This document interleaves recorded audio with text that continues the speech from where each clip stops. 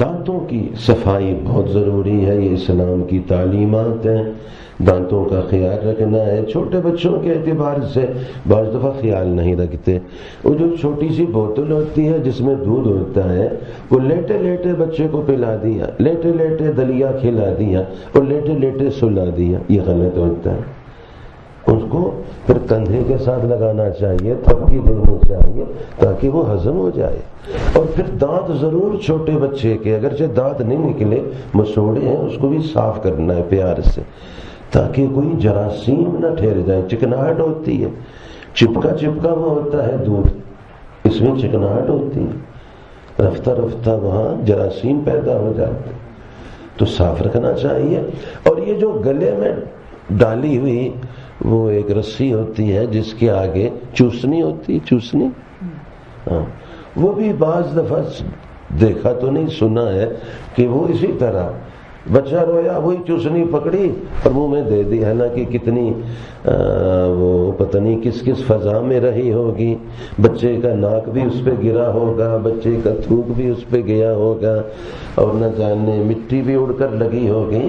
تو دھو کر صاف کر کے ہی ترتیب ہونی چاہیے۔ لیکن آپ نے دیکھا وہ رویا بچہ اور اٹھایا، یا اس طرح آپ نے بوتل دودھ کی رکھی ہوئی ہے اور رات کو سوئے ہوئے ہیں، بچہ رویا تو ماں نے کہا کہ اسی طرح پکڑ کے وہی بوتل ٹھنڈی اس کے منہ میں ڈال دی، چلو کسی طرح منہ بند ہو۔ منہ بند نہیں ہوگا، یہ بعد میں منہ اتنا کھلے گا کہ آپ کو سمجھ آ جائے گی، آپ کا منہ بھی کھلے گا، اس کا بھی کھلے گا، جو تکلیف اس کو پہنچے گی۔ تو یہ سب احتیاطیاں ہیں، کیا ہیں؟ صاف ستھری دھلی ہوئی چیز۔ اور پھر جب یہ دودھ پلایا آپ نے، حلق کو بھی، بچے کے حلق تک کو صاف رکھنا ہے، چکناہٹ ہوتی ہے، اس کے مسوڑوں کو بھی صاف رکھنا ہے۔ تو چنانچہ بچے چھوٹے ہوں یا بڑے ہم خود ہوں، دانت چھوٹے بچوں کے نکل آئیں اور زیادہ خیال رکھنا ہے۔ کچے دانتوں کی صفائی بہت ہی زیادہ ضروری ہے۔ بعض دفعہ گھر میں بچوں میں یہ ہوتا ہے کہ بھی کچے دانت ہیں، ویسے بھی گریں گے، دودھ کے دانت کہتے ہیں، ان کی صفائی کا اتنا خیال نہیں ہوتا، جبکہ بہت زیادہ ضروری ہے ان کی صفائی کا خیال رکھنا۔ کچے دانتوں میں اگر کوئی بیماری آ گئی تو بالکل یقینی بات ہے کہ پکے دانتوں میں بھی وہی بیماری لگے گی۔ اس لیے کچے دانتوں کی، دودھ کے دانتوں کی بھی حفاظت ضروری ہے۔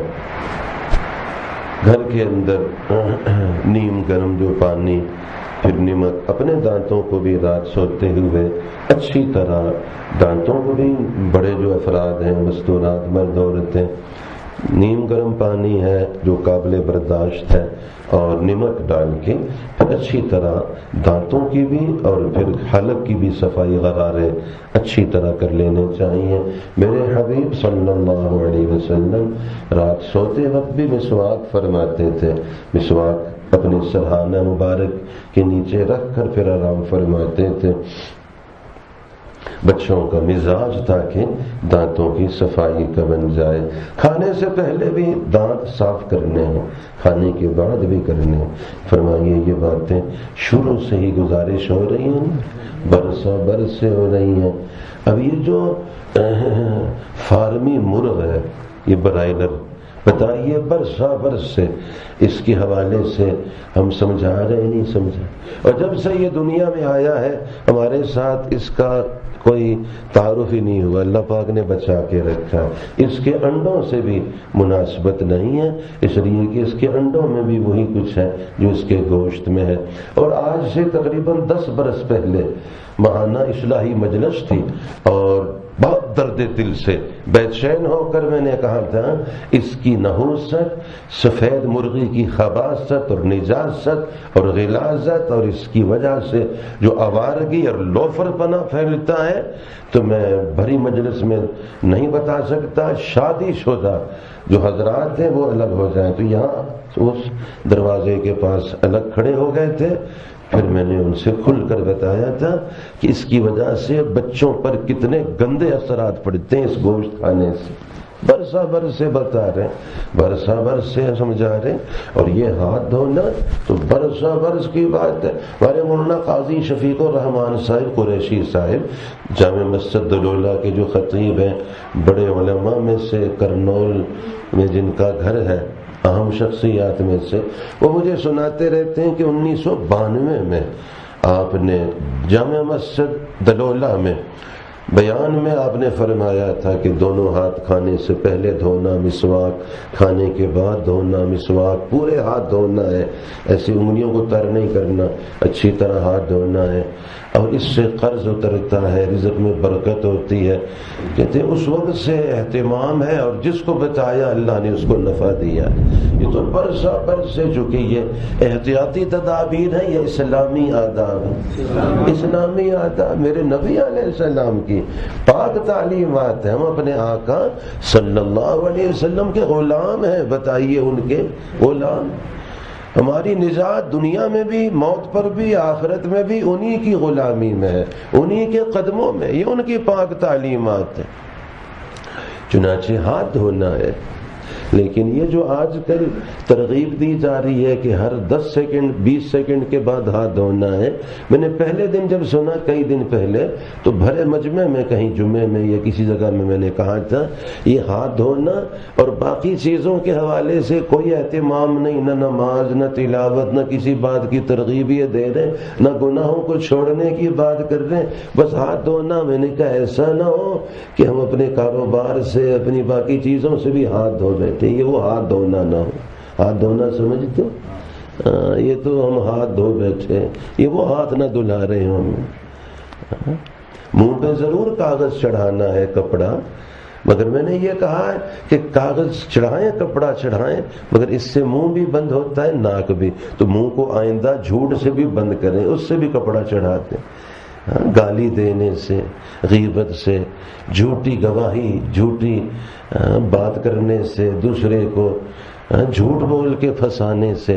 کتنے واقعات ہیں، ذاتی دشمنی تھی اور مقدمہ نہیں کر سکے، تھانے کے ذریعے نہیں پکڑا سکے، اور کرونا کا عنوان اختیار کر کے تھانے میں بتا دیا، اور کہہ بھی رہے کہ ہے ہماری ذاتی دشمنی، بیماری کوئی نہیں، لیکن اس کے سوا اور کوئی صورت نہیں تھی، اور ان بیچاروں کو تکلیف دے دی۔ اللہ کا گھر بیت اللہ کوئی گرائے پھر گرائے بدبخت ہوگا، جو سوچے گا وہ بدبخت ہے، گرانا دور کی بات، مگر گرائے پھر گرائے اتنا بدبخت نہیں جو کسی مسلمان کا دل دکھاتا ہے بدبخت۔ کتنے بڑے بڑے گناہ کر رہے ہیں، اور جیسے میں نے بتایا اللہ کے راستے کی جماعتوں کو دعوت کا کام، تبلیغ کی میں نے جیسے شروع میں عرض کیا، یہ تو براہ راست اللہ کی پکڑ کو دعوت ہے، اور سراسر جھوٹ ہے۔ بہرکاؤ میں جو بیرون کے ہمارے مسلمان بھائیوں کے بارے میں شور مچایا، سب جھوٹ نکلا ہے، کھلے آسمان کی طرح چمکتے دمکتے سورج کی طرح ہر بات عیاں ہے، سب جھوٹ تھا۔ وہ ماشاءاللہ مزے سے اپنے اعمال کر رہے ہیں، اور بھی جھوٹ ہے۔ تم جس پہ چاہو جو الزام لگاؤ، تمہارا حشر ابو جہل سے کم نہیں ہوگا، ابو لہب سے کم نہیں ہو، جنہوں نے اللہ کے نبی علیہ السلام کا دل دکھایا۔ آج ان کے نام لیواؤں، ان کا درد اور غم لے کے پھرنے والوں، دعوت کے کام کو کرنے والوں کا دل دکھا کے تم گنبد خضرا میں میرے نبی علیہ السلام کو کتنا بے سکون کر رہے۔ تم تو اسلام میں بھی نہیں ہو، تمہارا پتہ کٹ چکا ہے، پتہ نہیں تم کیا ہو، چوں چوں کا مربع ہو تم۔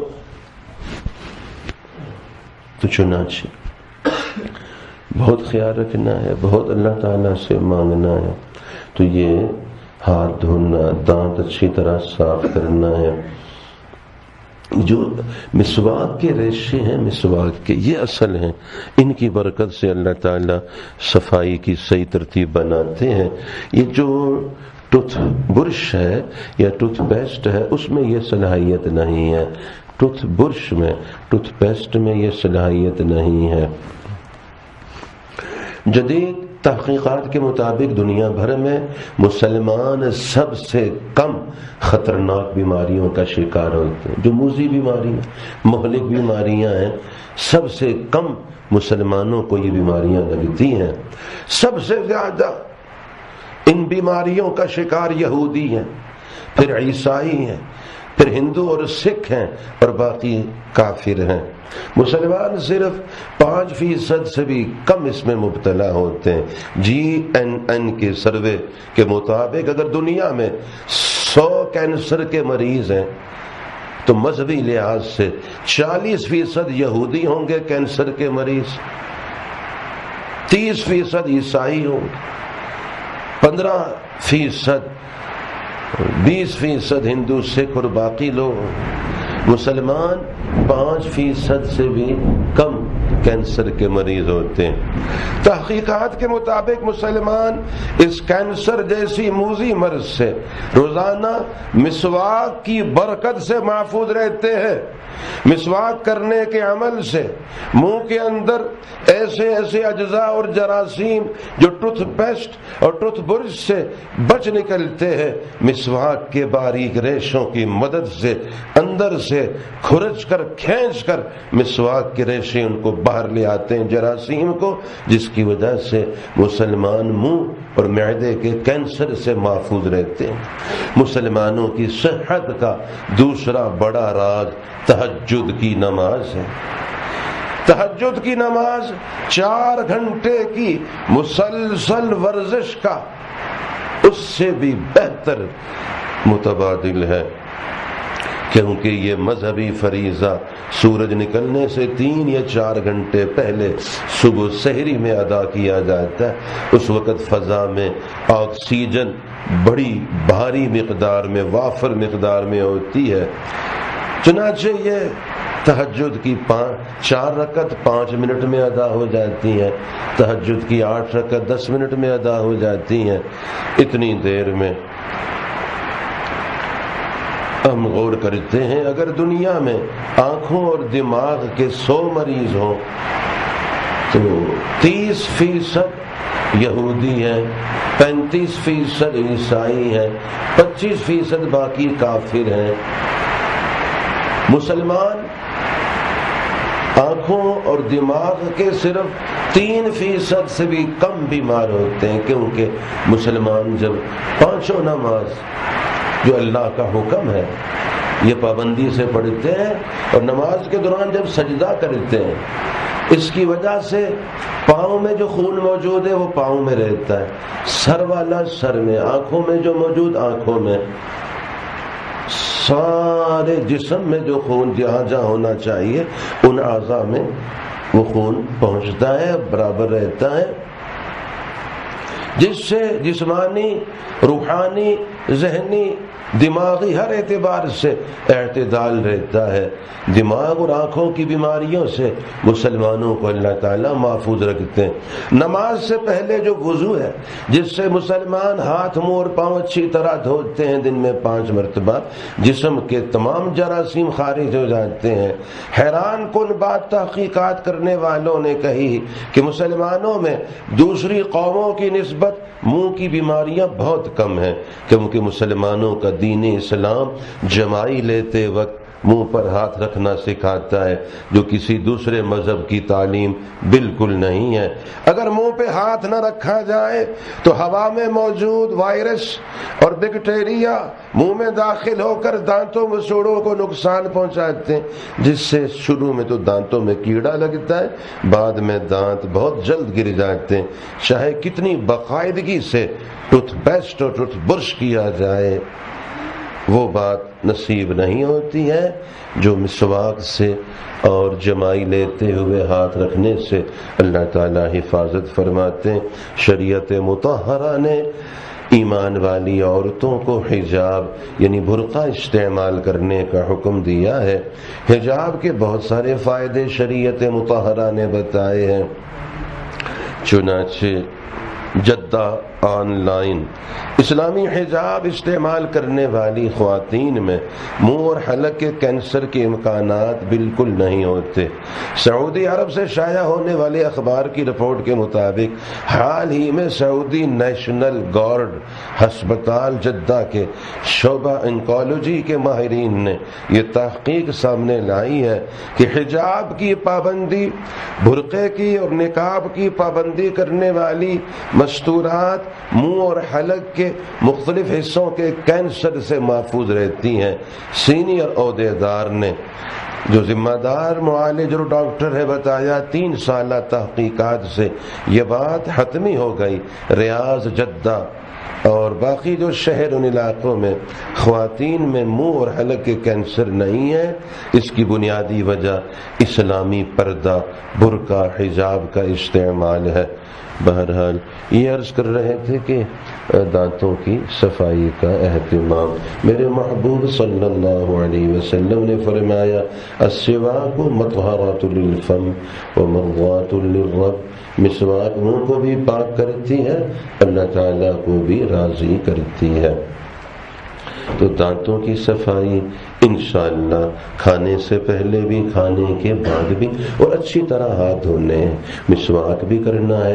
مسواک میں ہماری کوشش یہ ہو کہ جو استعمال شدہ ریشے ہیں ان کو ہر دفعہ ہم کاٹ دیا کریں تاکہ تازہ جو نیچے جو اس کو چبا کے ہم ریشے بنا لیں، اور جو استعمال شدہ ہے ان کو پھر کاٹ دیں پھر، اور مسواک استعمال کرتے ہیں انشاءاللہ کھانے سے پہلے، کھانے کے بعد، کیونکہ غذا کے اجزاء کا دانتوں کی جڑوں میں رک جانا اور اس کے دانتوں کے نیچے پھنس جانا اور پھر سڑ جانا، اگر نہیں نکالیں گے تو اندر ریشے پھنس جاتے ہیں، پھر سڑ جاتے ہیں اور وہ خطرناک ہوتا ہے دانتوں کے لیے۔ مسنون طریقے پر عمل کرتے ہوئے خود بھی اپنے بچوں کو بھی مسواک کا عادی بنانا ہے۔